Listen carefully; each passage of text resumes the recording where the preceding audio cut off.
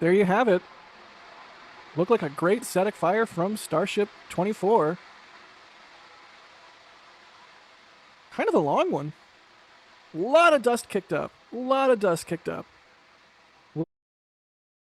We'll have to review the footage here and see what we just got in terms of number of engines and whatnot, but that looked like a solid static fire from Ship 24. Beautiful.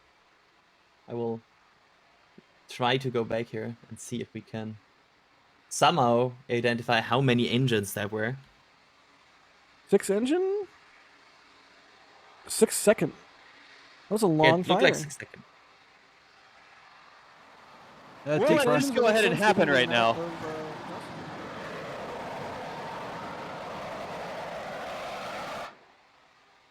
Somebody wants attention. And for those people who go, can we replay it? Well, you can either scroll back a little bit, or you can view the tweets of the recording I just made, which I'm going to pin in chat. That's a kind of interesting spot where a fire would start. Yeah, exactly. It's not really close to the ignition. Oh. Yeah, that is pretty really far over there. close. Look at that. Wow.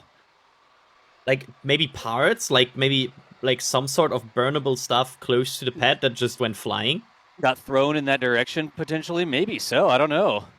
Yeah, like some pad insulation or something that just got blown off, and then you have like a burning piece of hardware that is flying into goes grass, downrange or something like that. Yeah, look at that. Speaking of the contained side, we've brought up some satellite imagery here showing the area around, and you can see the test site there, right? Over on the right-hand side of the map, that's where that test site is. Starship is actually sort of on the left-hand side of the test area, but you can see how the entire test area is bounded by concrete, right? And that fire is in the grassy area, sort of dead middle in the screen right here. And you can see how Highway 4 forms sort of an east to west boundary. Highway 4, of course, is Boca Chica Boulevard, the road that's going across.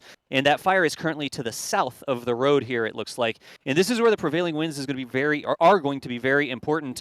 Look at how if we have winds that are pushing to the west, a fire started near Ship 24 will spread into all of that vegetation. Of course, this isn't satellite imagery from today, but it shows the general lay of the land. You can see we do have, you see those reflecting shots, right? The awesome shots that Mary and Nick take, and it's the foreground with that really still water, and then the ship and the test site behind them. That's the green right along the road. So along the road, there is an area that has a pretty significant amount of water in it right now that serves as a buffer. There we go. That's exactly where that is. That's that reflecting pool where you get those awesome sunrise shots that Mary and Nick take. And so there is a good buffer there between Highway 4, but you can see all the grassy area sort of extending to the south and southwest away from the pad. But look down as well. Like if we scroll this map to the down to the southwest a little bit, you can see that we also hit the salt flats there, just south of the test area at Pad B.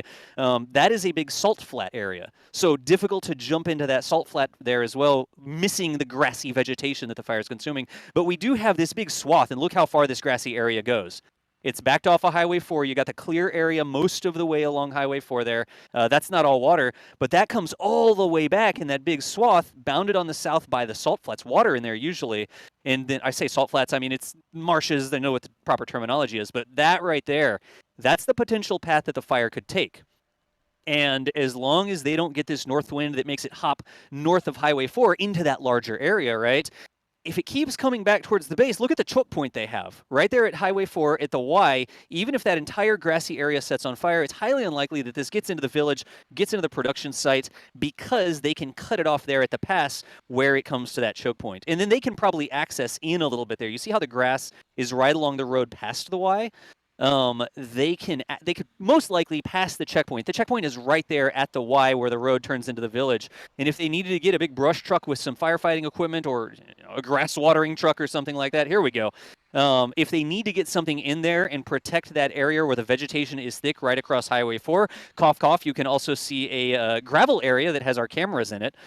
They could probably access that without approaching the pad very closely and just choke that off there. So I'm not a firefighter, but I imagine what's going on here. They're always watching the winds when they get in situations like this. They're watching the available fuel to the fire, that fast-burning but not very long-lived grass.